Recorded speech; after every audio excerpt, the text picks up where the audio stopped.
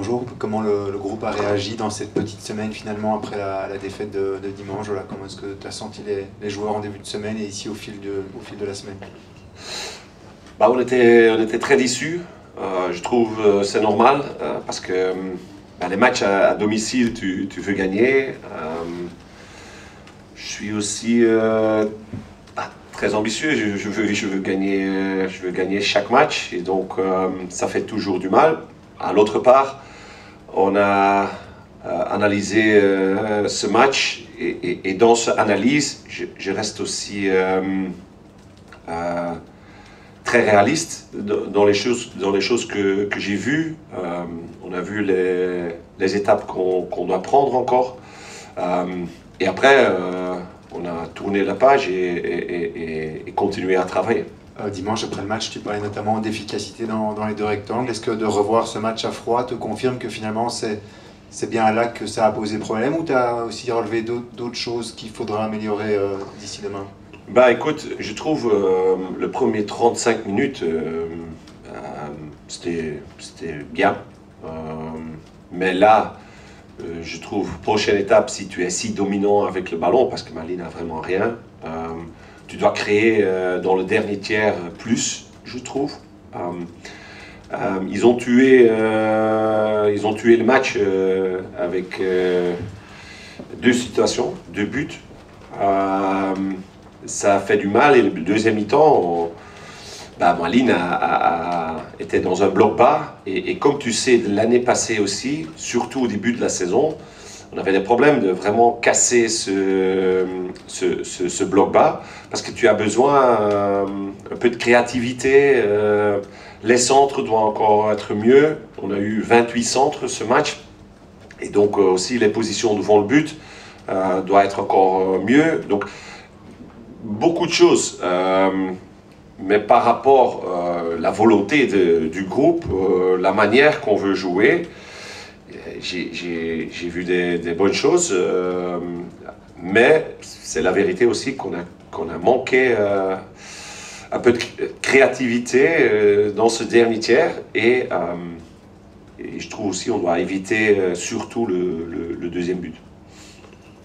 Quel genre de match t'attends contre Gand qui est sur une bonne dynamique ici, mais dans des matchs qui sont parfois un peu fermés, même s'ils ont marqué 4 buts ici au cercle, mais c'est vrai que c'est pas toujours les matchs les plus ouverts, une équipe qui sait aussi essayer de peu encaisser.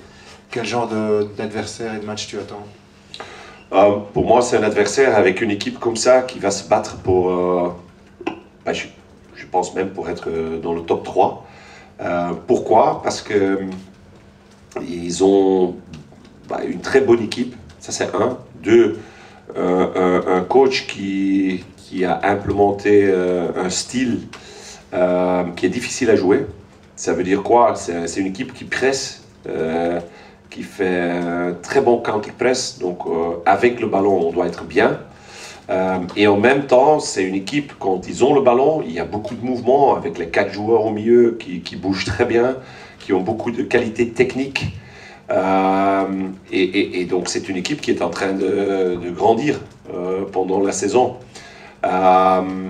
Donc pour moi c'est un top match, et une équipe qui va se battre cette saison pour être dans le top 3, top 4 du classement.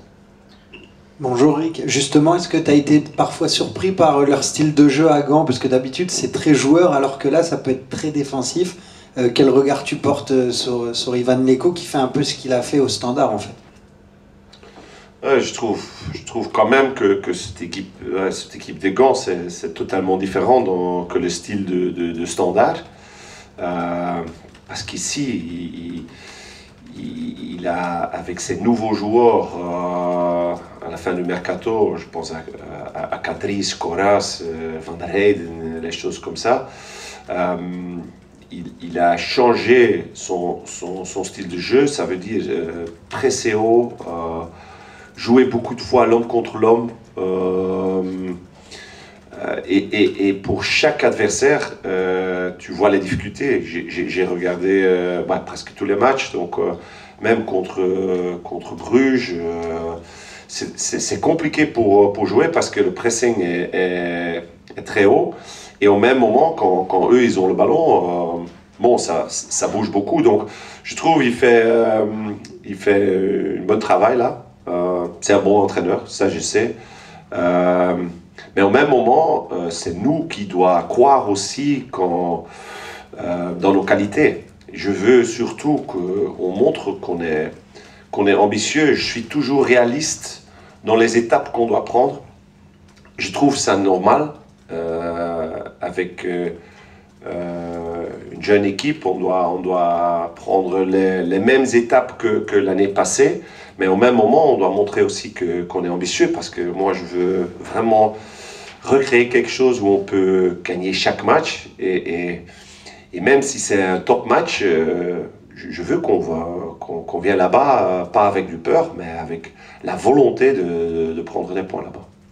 Tu le disais aussi, hein, tu as toujours été mesuré dans tes propos, que ce soit après les 3 victoires consécutives ou les 2 défaites d'affilée ici. Là, avec le programme qui s'annonce, tout le monde s'inquiète. Toi, comment tu le vis, ce programme, où c'est vrai qu'il n'y a que quasiment des affiches, mais tu restes encore mesuré? Quel regard tu portes là-dessus? La même chose que j'ai dit. Oui, c'est un programme très lourd. Ce sont des top matchs.